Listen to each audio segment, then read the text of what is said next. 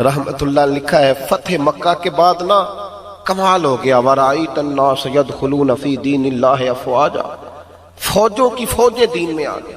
ایک زمانہ تنہائیوں کا ہوتا ہے، ایک عروج کا ہوتا ہے، عروج کے زمانے میں بڑے تعلق، بڑے رش، بڑی باتیں۔ اب حال یہ تھا فتح مکہ کے بعد کہ پہلے تو ایک آدھ آدمی کلمہ پڑھتا تھا، فوجوں کی فوجیں آتی۔ ایک دن نہ نبی پاک نماز پڑھانے آئے مسجد میں، میرے نبی پاک صلی اللہ علیہ وسلم جب مسجد میں آئے تو مسجد کھچا کھچ بھری ہوئی، گلیاں بھی بھری، 10,000 کے قریب لوگ مدینے میں جمع ہیں حضور کے پیچھے نماز پڑھنے کے لیے۔ پڑھیے صلی اللہ علیہ وسلم۔ نبی پاک صلی اللہ علیہ وسلم تشریف لائے نا، جیسے ہی مسجد میں داخل ہوئے تو 10,000 کا مجمع اٹھ کے کھڑا ہو گیا۔ ہمارے لیے لوگ کھڑے ہوتے ہیں تو ہماری آنکھیں پرنم نہیں ہوتی، بلکہ ہم اپنا حق سمجھتے ہیں، ہم کہتے ہیں ان کا بنتا ہے کھڑے ہونا۔ حالانکہ بھائی دنیا سب کے لیے کھڑی نہیں ہوتی، جب کوئی کھڑا ہونا تو نظر جھک جانی چاہیے اور تیرے دل میں خیال آنا چاہیے کہ یا اللہ مجھ پہ رحم ہی رکھنا، اے اللہ میری پردہ پوشی کرنا، یا اللہ یہ تیری دی ہوئی عزت ہے، مہربانی کر خفیہ تدبیر سے محفوظ فرما، کہ ہمیں احساس نہیں ہوتا الا ماشاءاللہ۔ اللہ کے محبوب داخل ہوئے تو 10,000 کا مجمع کھڑا ہو گیا۔ 10,000 آدمی کھڑا ہو تو ایک کیف بنتا ہے، تو میرے جیسا آدمی تو ویسکوٹ سیدھی کرنے لگ جاتا ہے نا کہ بڑی شان ہے جناب، کالر ٹھیک کر لو، دستار سیدھی کر لو، کیا بات۔ اتنے لوگ بھی کبھی کسی کے گاڑی کے پیچھے بھاگے، لیکن نبی پاک کا انداز کیا تھا؟ رسول پاک کی آنکھوں میں آنسو آ گئے۔ 10,000 آدمی کھڑا ہوا، حضور رو پڑے، اور اتنا روئے کہ جناب ابو ہریرہ رضی اللہ تعالی عنہ فرماتے ہیں کہ میں نے نبی پاک کے سینے سے آواز نکلتی دیکھی۔ جب آدمی زیادہ روتا ہے تو سینے سے آواز آتی ہے، حضور روئے کہ سینے سے آواز آئی۔ آپ فرماتے ہیں پھر حضور نے آنسو پوچھے، پھر نماز مکمل ہوئی۔ جب لوگ چلے گئے تو حضرت ابو بکر صدیق اٹھ کے قریب گئے، کہا یا رسول اللہ صلی اللہ علیہ وسلم آج کوئی وجہ نہیں تھی رونے کی، آپ آئے ہیں اور رونا شروع کر دیا۔ تو میرے محبوب فرمانے لگے آج جب میں نے اپنی وہ شانیں دیکھی، وہ مقام دیکھا تو مجھے اپنی اماں کی یاد آ گئی، ماں کی یاد، رشتوں کو وہ عزت دی، وہ وقار دیا، وہ حسن دیا۔ کہاں نماز کے لیے لوگوں کا کھڑا ہونا اور کہاں اماں کی بات چھیڑ دینا۔ میرے حبیب فرمانے لگے مجھے اپنی اماں آمنہ کی بات یاد آئی۔ میری ماں نے تو وہ دور دیکھا تھا جب وجود پہ کپڑے بھی پورے نہیں تھے، دل کرتا تھا آج اماں موجود ہوتی، میں نماز پڑھانے آتا، اللہ اکبر کہہ کے نیت باندھتا، سبحانک اللہ کے بعد سورہ فاتحہ پڑھتا اور سورہ فاتحہ مکمل پڑھ لیتا کہ میری اماں آمنہ کو کوئی کام یاد آتا، وہ پردہ سرکا کے کہتی بیٹا محمد میری بات تو سننا، تو محبوب فرماتے اللہ کی عزت کی قسم میں نماز چھوڑ دیتا، پہلے ماں کی بات سن کے آتا، میں چھوڑ دیتا نماز۔ وقار دے دیا، وقار، وہ حسن بخشا، وہ توانائی بخشی۔ کہتے پہلے تو حضور رو رہے تھے نا، جب حضور نے وضاحت کی تو پھر سارے رونے لگ گئے، پھر سب رونے لگ گئے، پھر اپنا اپنا درد، اپنا اپنا ذوق، اپنا اپنا شوق۔ کیوں نہیں تو ماں کو عزت دیتا؟ کیوں نہیں تو چند گھڑیاں باپ کو ٹائم دیتا؟ کیوں نہیں تیرا دل کرتا کہ تو رات کو جب ڈیوٹی سے، میں کہا کرتا ہوں کہ یار کو تو ہم فون کرتے ہیں، یار آج روٹی نہ کھانا، آج میں آؤں گا مغرب کے بعد اور چلیں گے اکٹھے کھانا کھانے، یار کو تو فون کیا۔ کاش تو بوڑھے باپ کو بھی فون کرتا کہ ابا جی آج روٹی نہ کھانا، آج میں آؤں گا تو مل کے کھائیں گے، آج نہ میں آپ کی پسند کی چیز لاؤں گا، تو اماں کو بھی کبھی فون کرتا کہ اماں تو ذرا رکنا، کھانا نہ کھانا۔ میں کہا کرتا ہوں کہ صرف نمبر بھی لگاؤ نا کبھی ماں باپ کے لیے، نمبر بھی، نمبر ٹانگنے کے لیے۔ رات کو بچہ آئے نا فارغ ہو کے کام کاج سے تو نمبر ڈالنے کے لیے بھی ماں کے پاس، اماں یہ ذرا پیر نکالنا رضائی سے تھوڑے دبا دوں، تو اماں کہتی جا میرا پتر تو تھکیا ہے، میں کدو کام لگی سا، اور نہیں اماں بات بے شک نمبر ہی ٹانگ رہا ہوں، دو پیروں کو ہاتھ مار دینا تو سو گیا جا کے، اماں کہتی جا جا بس ٹھیک ہو گیا، میں کون سا کوئی کام جا تو، لیکن تجھے پتا نہیں یہ کام تو نے کر دیا، تیرے لیے دعاؤں کا خزانہ کھل گیا۔ جب تو جائے گا نا کبھی واپس آ کے پلٹ کے تکیے پہ اس کا سر دیکھنا، سارا آنسوؤں سے بھیگا ہوا ہوگا، سارا تکیہ بھیگا ہوگا، اور اماں دعا کر رہی ہوگی یا اللہ ایسی اولاد سب کو عطا فرما۔ اور پھر سویرے جتنی عورتیں آئیں گی نا گھر میں، اماں سب کو کہے گی میرا بیٹا بڑا نیک ہے، تھکا ہوا آتا ہے پھر بھی مجھے دبا کے سوتا ہے، بوڑھا باپ تیرا انتظار کر رہا ہے سارا دن۔ حضور نے رشتوں کو وقار دیا، رشتوں کو عزت دی. نبی پاک نے ہر دنیا کے معاشرے سے تعلق رکھنے والے ہر گروہ کو میرے محبوب نے باوقار کر دیا. میاں بیوی کا رشتہ لوگوں نے سمجھا تھا شاید یہ ایسا رشتہ ہے کہ بیوی پیروں کی جوتی ہوتی ہے، لیکن میرے رسول پاک نے اس رشتے کو وہ مقام دیا، وہ مقام کہا اس کو پاؤں کی جوتی نہ سمجھنا، یہ تو تیرے ایمان کے محفوظ ہونے کا ذریعہ ہے. فرمایا جس نے نکاح کر لیا اس کا ایمان محفوظ ہو گیا. تیری بیوی یہ تیرے ایمان کے کتنی بڑی بات، کتنی بڑی. حضرت علامہ یوسف نبہانی نے حدیث لکھی ہے جواہر البحار میں. حضرت عائشہ صدیقہ رضی اللہ تعالیٰ عنہ کہتی ہیں نبی پاک صلی اللہ علیہ وسلم نہ گھر آئے، حضور کو کوئی کام تھا، جلدی سے حضور آئے، جلدی سے کوئی چیز اٹھائی اور نبی پاک جانے لگے. جلدی سے حضور آئے، کوئی چیز اٹھا کے نہ تو حضور جانے لگے. جناب عائشہ صدیقہ کہتی ہیں آج نہ حضور کا موڈ مبارک بڑا اچھا تھا. اکثر تو غم امت پریشان رکھتا تھا نا نبی پاک، آج موڈ نہ حضور کا بڑا، سمجھ آ رہی ہے میری باتوں کی؟ آج حضور کا چہرہ بڑا میں کھلا کھلا دیکھ رہی تھی. فرماتی حضور جانے لگے تو میں نہ آگے کھڑی ہو گئی دروازے کے. میں نے کہا حضور آج نہیں میں نے جانے دینا. حضور نے فرمایا باہر کوئی انتظار کر رہا ہے. ہم تو جب گھر میں جاتے ہیں تو اللہ ہی خیر کرے، پیچھے پیچھے ہٹ جاؤ میں کام سے آیا ہوں. کوئی قریب نہ آئے چیز، فٹافٹ سارے ہائی الرٹ ہو جاؤ. ایک جوتے اتار لے میرے، ایک پانی لے کے لائن میں کھڑا ہو جائے، ایک کھانا لے آ، تمہیں پتہ نہیں میں کام کر کے. او خدا کے بندے بس کر دے. یہ تو انتظار کر رہے تھے کہ ابا آئے گا تو کھیلیں گے، یہ تو انتظار کر رہے تھے کہ سینے پہ چڑھیں گے. بیوی تو انتظار کر رہی تھی کہ آئے گی تو میں کوئی بات کروں گی. تو آیا ہے گھر میں تو ڈکٹیٹر ہی بن کے آ گیا. نبی کریم نے رشتوں کو وقار دیا. حضرت عائشہ یوں دونوں ہاتھ دروازے کے سامنے کھڑے کر کے کھڑی ہو گئی. حضور میں نے نہیں جانے دینا.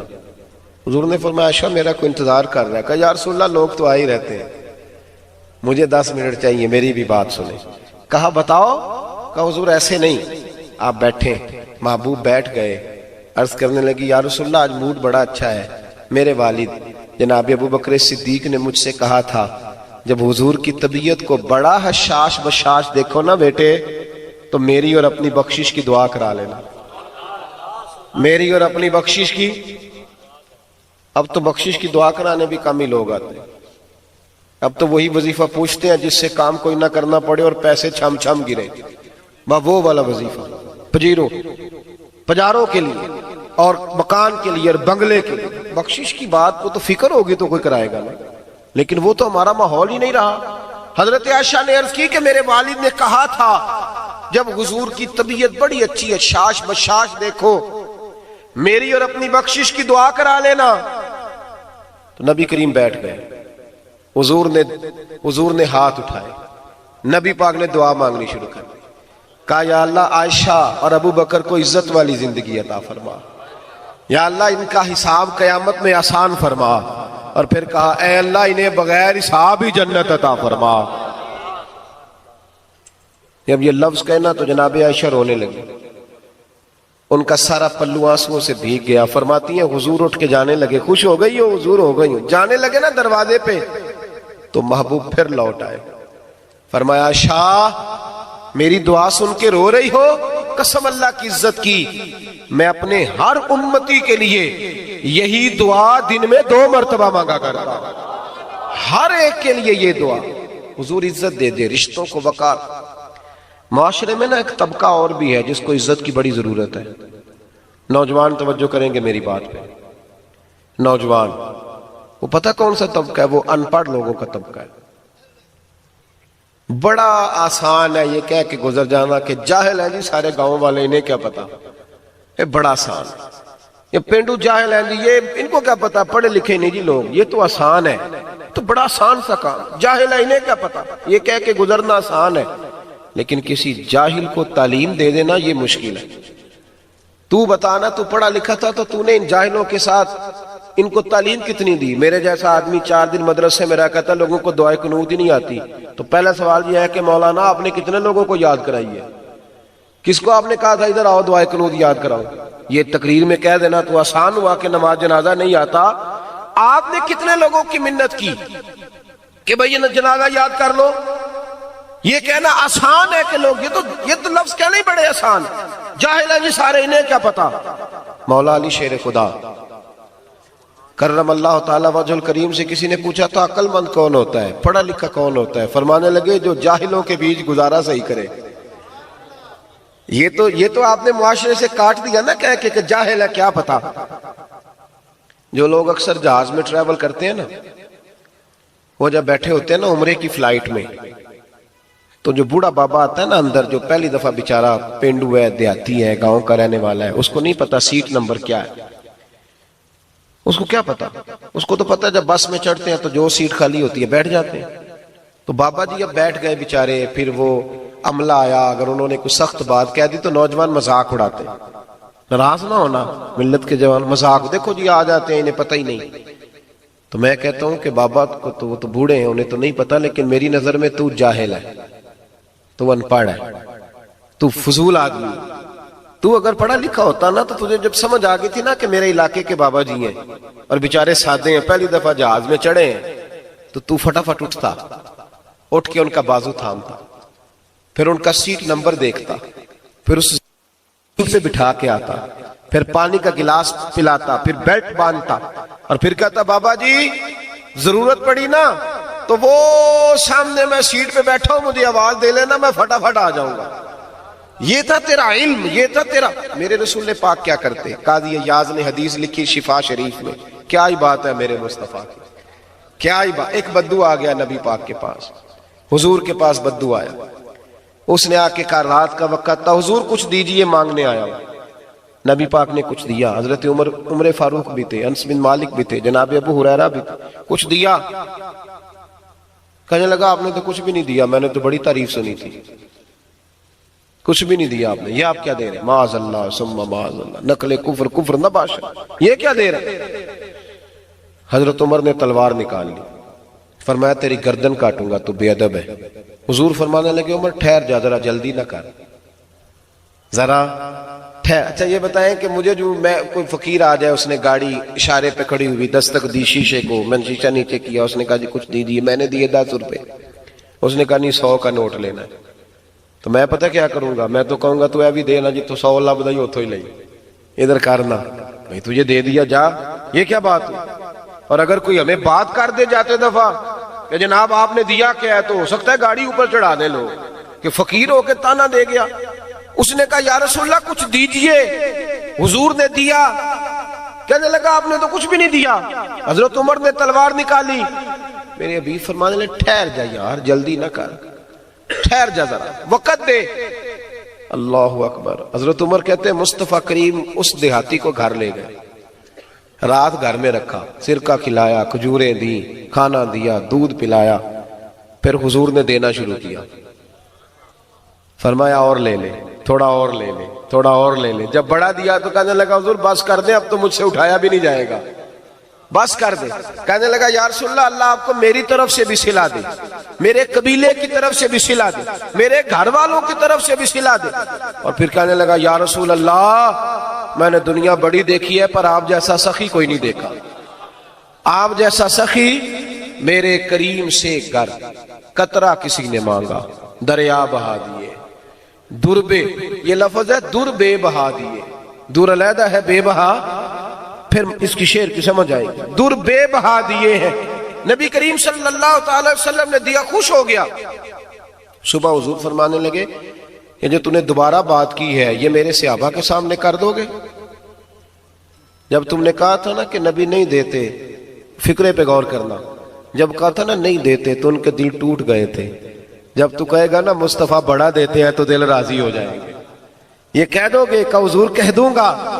اللہ کے محبوب صبح لائے، صحابہ موجود تھے، نماز کے بعد نبی پاک نے فرمایا کر بات، تو وہ کہنے لگا جناب میں نے تو کبھی سوچا ہی نہیں تھا مجھے اتنی خیرات ملے گی، میں نے تو سوچا ہی نہیں۔ اور کہنے لگا تیز آندھی اتنی تیز نہیں چلتی، طوفان میں ہوا اتنی تیز نہیں چلتی اتنی مصطفیٰ کی سخاوت تیز چلتی ہے۔ حضور تو دیتے ہی جاتے ہیں، دیتے ہی جاتے ہیں، اب تنگی داماں پہ نہ جا اور بھی کچھ مانگ، ہے آج وہ مائل بہتا اور بھی کچھ مانگ۔ کہا کیا بات ہے، حضور نے کمال کر دی۔ اب میرے مصطفیٰ کریم نے سمجھایا، حضور فرمانے لگے عمر کل اگر تم اسے مار دیتے تو یہ جہنم میں جاتا، کل جو اس نے بات کی تھی اس پر قتل ہو جاتا تو دوزخی تھا، اور آج جو کچھ کہہ رہا ہے اس عقیدے پہ جائے گا تو اللہ بغیر حساب اسے جنت عطا فرمائے گا۔ پھر حضور نے ایک مثال دی، یہ نوجوان ذرا غور کریں میری بات، حضور نے اس مثال کو ذرا سامنے رکھیں۔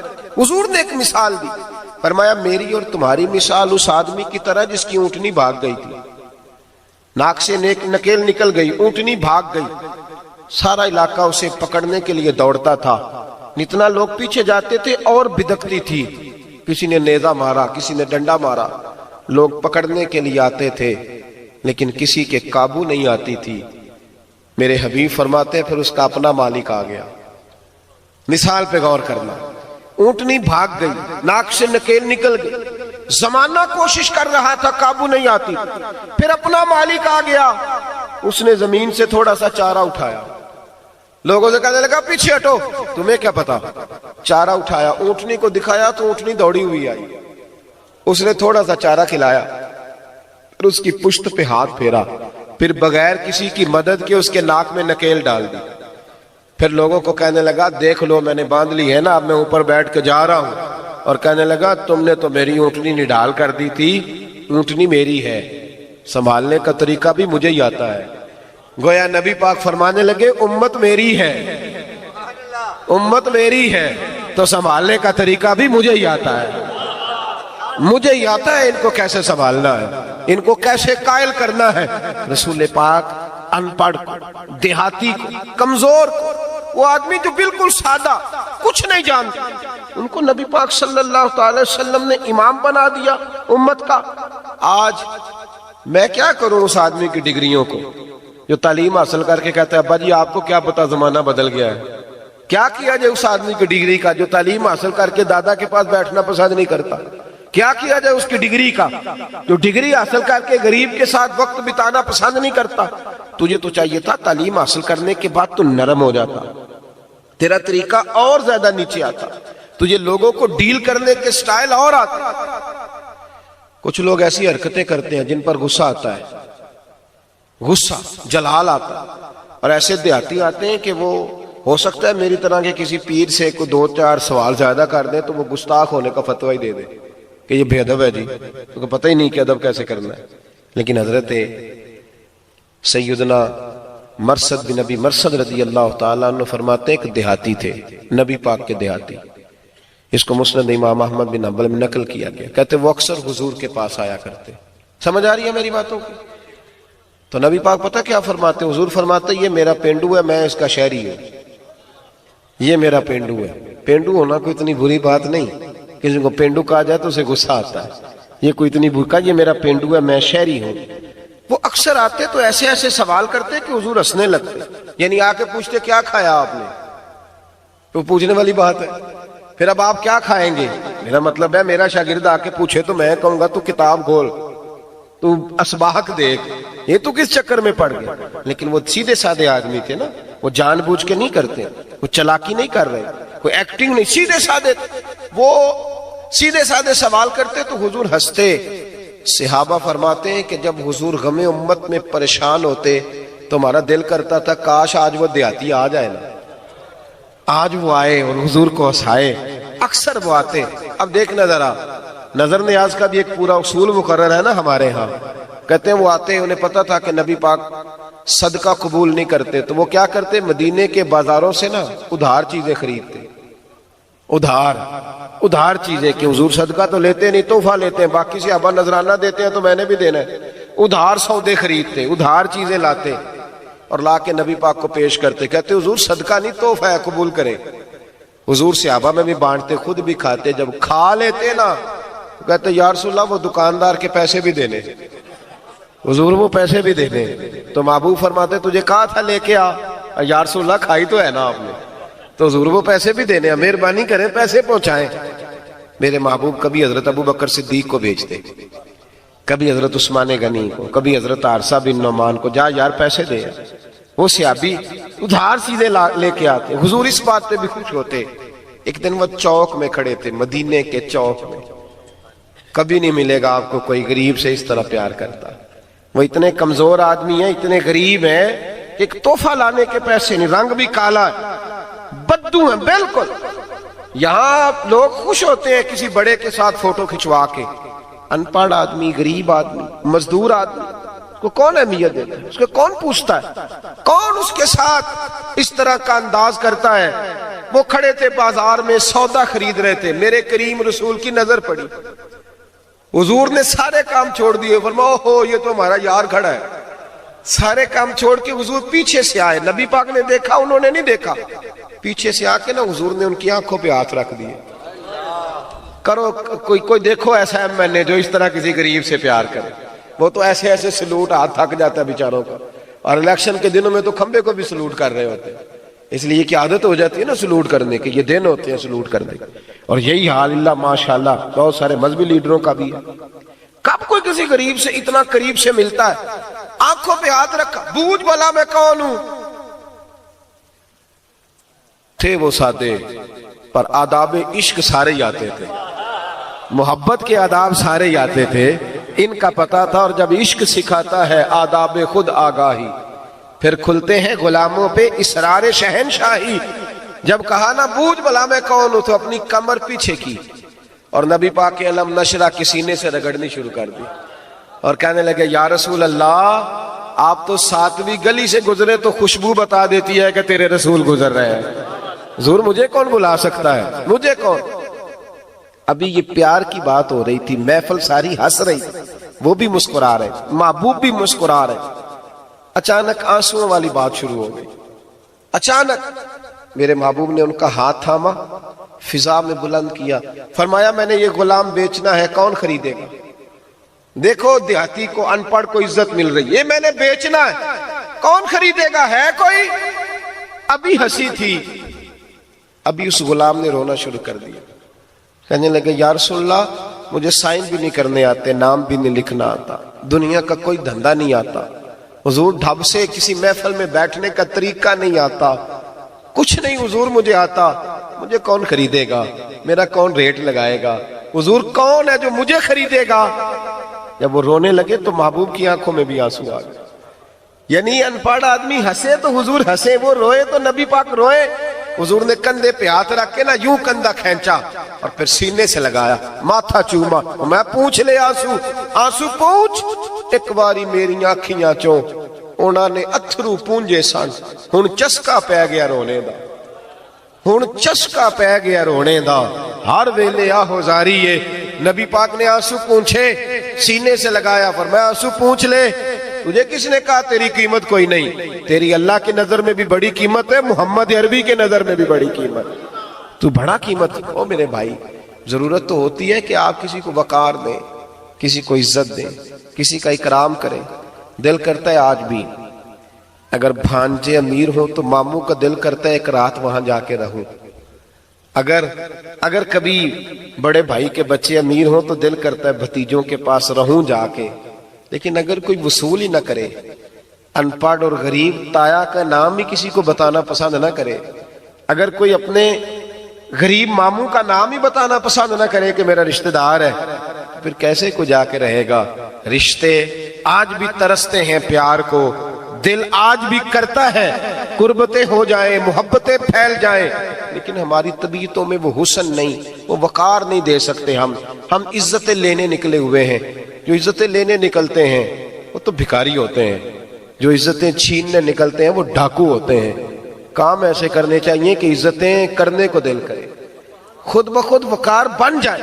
رسول پاک عزت دیتے، اکرام دیتے، اور اس طرح کا اکرام دیتے کہ سامنے والا یہ نہیں سمجھتا تھا کہ مجھ پہ بوجھ ہو رہا، بلکہ نبی پاک علیہ الصلوۃ والسلام اس کی طبیعت کے مطابق اسے اس طرح نوازتے کہ وہ سمجھتا کہ اپنائیت۔ لیکن نا بخاری میں حدیث ہے، قاضی صاحب رحمۃ اللہ علیہ نے شفا میں لکھی ہے، حضرت انس بن مالک کی حدیث کے راوی فرماتے ملک شام سے ایک شخص نبی پاک کو ملنے آیا، وہ جا آ کے حضور کے سامنے کھڑا ہوا تو اس کا وجود کانپنے لگا۔ ڈرتے نہیں لوگ، بڑا ڈرتے ہیں، میں نے دیکھا ہے وزیروں سے بھی ڈرتے ہیں، پیروں سے بھی ڈرتے ہیں، اسے کانپ رہے ہوتے، پتہ نہیں کیا ہو جائے، وہ ڈرنے لگا۔ نبی پاک صلی اللہ علیہ وسلم نے فرمایا ڈرتے کیوں ہو؟ کہنے لگا جی مجھے آپ کے دربار کے آداب نہیں آتے، اور عرب کا ماحول یہ ہے کہ ذرا بات طبیعت پہ ناگوار گزرے تو گردنیں کٹ جاتی ہیں، تو میں ڈر رہا ہوں کہیں کو مسئلہ نہ بن جائے۔ حضرت انس کہتے ہیں وہ کہنے لگا آپ مدینے کے امیر ہیں، سربراہ مملکت ہیں، بادشاہ ہیں، تو مجھے خوف آ رہا ہے کہ کوئی خلاف ادب بات نہ ہو جائے۔ کہتے ہیں جب اس نے یہ بات کی تو میرے نبی پاک کی آنکھوں میں آنسو آ گئے۔ حضور زمین پہ بیٹھ گئے گھٹنوں کے بل اور حضور رونے لگے۔ فرمایا تو کسی بادشاہ کے پاس نہیں آیا، تو اس بیٹے کے پاس آیا ہے جس کی ماں گوشت کے خشک ٹکڑے کھا کے بھی گزارا کر لیتی تھی، تو اس بیٹے کے پاس یہ انداز، یہ اطوار، یہ طریقے، یہ حسن۔ کچھ روایتیں ہم ایسی پڑھتے ہیں جو روایات ذہن سازی نہیں صرف کرتی بلکہ طبیعت کی معراج کرا دیتی ہیں، جو اس طرح کا لیول زندگی میں بناتی ہیں کہ شاید انسان سمجھتا ہے کہ اس سے آگے زندگی کا اور کوئی حسن مزید نظر نہیں آ سکتا۔ صحابہ کہتے ہیں کہ پاگل عورت نبی پاک کے پاس آ گئی۔ پتہ ہے پاگل خانے کیوں بھرے ہوئے ہیں؟ اگر لوگوں کے دکھ سنتے نا تو دنیا اتنی پاگل نہ ہوتی۔ اگر دلوں کے بوجھ ہلکے، یہ ہمارے صوفیاء جو تعویذ دھاگا کرتے تھے نا، اب تو دکانداری بن گئی نا، جب کوئی آدمی تعویذ لینے آیا کرتا تھا وہ سارا دکھ سنا کے جایا کرتا، وہ ساری بات سنا لیتا تھا، اس کا بوجھ ہلکا۔ آپ کو پتہ ہے ڈاکٹر وہ والا انسان کو اچھا لگتا ہے جو پوری بات سنے، تو کہتا ڈاکٹر نے میری سنی تو ہے نہیں، تو اس نے کیا میرا علاج کرنا۔ یہ جو سنانا ہوتا ہے نا، سنانا، ہم سنتے نہیں، ٹائم نہیں، بالکل سنتے نہیں، بلکہ ہم سنانا چاہتے ہیں۔ حالانکہ اللہ نے زبان ایک دی ہے، کان دو دیے، اس کا مطلب ہے سنگل کہنا چاہیے، ڈبل سننا چاہیے۔ سننا کتنا ہے؟ چلے میں وعدہ نہیں کرا رہا، بولے تو صحیح نا، سننا کتنا ہے؟ یعنی جتنا بولنا ہے نا اس سے ڈبل سننا ہے، لیکن ہمارا یہ معیار ہے، ہمارا معیار ہے ڈبل بولنا ہے۔ بچوں چپ کر، تجھے کیا پتا، میری سن۔ ہر آدمی سنانے کے موڈ میں سناتے جا رہے ہیں، سناتے جا رہے ہیں۔ اگر ہم سننے لگیں، دکھ سننے لگیں تھوڑا تھوڑا کر کے، چلے ساری دنیا کے نہ صحیح، جتنے لوگوں کا میرے ساتھ تعلق ہے اتنوں کا تو سنو نا، اپنے گھر کا تو سنو نا، اپنی اماں کی تو سنو نا۔ دیکھو نا بہن فون کرتی ہے بھائی کو کہ میں کچھ تکلیف میں ہوں، میری بات سن، تو بھائی دو منٹ لگاتا ہے، کہتا ہے بہن میری تو اپنی بڑی مجبوری ہے، میں تیری کیسے سنوں، ماں باپ گزر گئے، بھائی سن نہیں رہا۔ خاوند سختی کرتا ہے کسی جگہ پہ، وہ چاہتی ہے کوئی دکھ سنے، اب جب کوئی سننے والا نہیں تو گھٹتی ہے۔ گھٹنے کا نقصان یہ ہوتا ہے کہ انسان نفسیات کا مریض ہوتا ہے، وہ پریشان رہتا ہے۔ یہ جو لوگ کہتے ہیں نا پتہ نہیں کیا بے سکونیاں، بوڑھے لوگ، ان کے سننے والا کوئی نہیں۔ پاگل عورت ہے، پاگل آ کے کھڑی ہو گئی، یا رسول اللہ کوئی بات کرنی ہے۔ اس کے محلے کے لوگ بھی بیٹھے تھے، کئی سردار بیٹھے تھے، محلے کے لوگ اٹھ کے کہنے لگے حضور یہ تو پاگل ہے، ایسے ہی کرتی رہتی ہے، ہر چوک میں چوراہے میں، چھوڑے، پاگل ہے۔ اللہ کے رسول نے جلال فرمایا تم کون ہوتے ہو بیچ میں بولنے والے، بات مجھ سے کر رہی ہے تو جواب بھی میں ہی دوں گا۔ پاگل، پگلی عورت، جوتے اس کے ٹوٹے ہوئے، لباس پرانا، دوپٹہ پھٹا ہوا۔ یا رسول اللہ کوئی بات کرنی ہے، فرمایا کرو۔ کہنے لگی یہاں نہیں کرنی، اکیلے میں کرنی۔ کیا انداز کریمانہ ہے، کیا عزت دینے کا طریقہ ہے کہ پاگل عورت آگے آگے چل رہی ہے اور میرے نبی پاک نے پیچھے پیچھے چلنا شروع کر دیا۔ ایک صحرا میں لے گئی، صحرا میں ریت پہ حضور کو بٹھا لیا، باتیں سنا رہی ہے، کہتی یا رسول اللہ بچے روڑے مارتے ہیں، انہیں منع کریں۔ محبوب نے فرمایا کر دوں گا منع، کوئی نہیں مارے گا۔ یا رسول اللہ صلی اللہ تعالی علیہ وسلم لوگ مجھے پاگل کہتے ہیں، انہیں منع کریں۔ فرمایا کہہ دوں گا، نہیں کہیں گے۔ پھر رو پڑی، کہنے لگی حضور میری سنتا کوئی نہیں۔ محبوب بھی رو پڑے، فرمایا میں سن جو رہا ہوں، میں جو سن رہا ہوں تو مجھے سنا۔ کھل کے باتیں سنائی، دل کا بوجھ ہلکا کر کے اٹھ کے کھڑی ہوئی، کہنے لگی میں اب تھک گئی ہوں، آپ جائیں۔ محبوب فرمانے لگے کسی کی پرواہ نہ کرنا، جب ضرورت پڑے دوبارہ آ جانا، میں تیری سنوں گا۔ میرے بھائی اگر حضور کسی پاگل کو، بدو کو، دیہاتی کو یہ والی عزت دیتے ہیں تو مجھے بتلائیے نا ہمیں کتنا اکرام کرنا چاہیے۔ حضرت سلمان فارسی کہتے ہیں میں بکتا بکاتا آیا تھا، بکتا بکاتا، کوئی نہیں تھا میرا۔ جب میں مدینے آ گیا تو مجھے ایک ماحول مل گیا، سارے اپنے مل گئے۔ ایک دن ایک شخص نے برادری کا تانا دیا، میں رونے لگا۔ اس نے کہا کون سی برادری، تیرا تو دوسرا گھر ہی کوئی نہیں، کون ہے تو، کہاں سے آیا؟ اس نے تانا دیا تو میں رونے لگا۔ فرماتے مسجد نبی کے کونے سے لا کے رو رہا تھا، جمعے کا دن تھا، نبی پاک جمعہ پڑھانے آئے۔ سلمان کیوں روتے ہو؟ کہا حضور کچھ نہیں۔ بتاؤ نا کیوں روتے ہو؟ حضرت سلمان فارسی کہتے ہیں میں پھر رویا۔ میں نے کہا یا رسول اللہ لوگوں نے نا مجھ سے قبیلے پوچھنا شروع کر دیا، برادری پوچھتے، حضور کیا بتاؤ، کوئی ہے ہی نہیں، کس برادری کا نام لوں، میرا تو یہاں کوئی بھی نہیں۔ یہ تاریخ میں ایسے جملے آپ کو نہیں ملیں گے۔ میرے محبوب نے دست مبارک پکڑا اور حضور نے فضا میں بلند کیا، فرمایا کون ہے جو میرے سلمان سے برادری، قبیلہ، رنگ اور نسل اور علاقے کا سوال کرتا؟ سنو، سلمان منا اہل البیت، سلمان کو آج سے میں نے اہل بیت میں شامل کر لیا ہے۔ اگر اس کی ماں کا نام پوچھنا ہو تو خدیجۃ الکبریٰ ہے، اگر اس کی بہن کا نام پوچھنا ہو تو فاطمہ الزہرا ہے، بھائی کا نام پوچھنا ہو تو علی المرتضیٰ ہے، اور باپ کا نام پوچھنا ہو تو محمد مصطفیٰ ہے۔ سلمان منا اہل البیت، اتنی بھی کوئی کسی کو عزت دیتا ہے؟ اتنا بھی کوئی وقار دیتا ہے؟ یار کوئی اتنا بھی نوازتا ہے؟ خس خس گننا قدر نہیں میرا، اتے صاحب نو وڈیائیاں، میں گلیاں دا روڑا کوڑا محل چڑھایا سائیاں۔ آج کی عظمت مصطفیٰ کانفرنس میں آنے والوں، اگر عظمت والے رسول کو ماننے والے ہو تو عظمتیں دینی شروع کر دو، اکرام کرنا شروع کر دو، اور یہ بناوٹ والا نہیں، ایکٹنگ والا نہیں، تمہارا دل کرے عزت کرنے، تمہاری روح کرے عزت کرنے، روح کرے عزت کرنے، عزتیں بانٹنی شروع کرو، پیار۔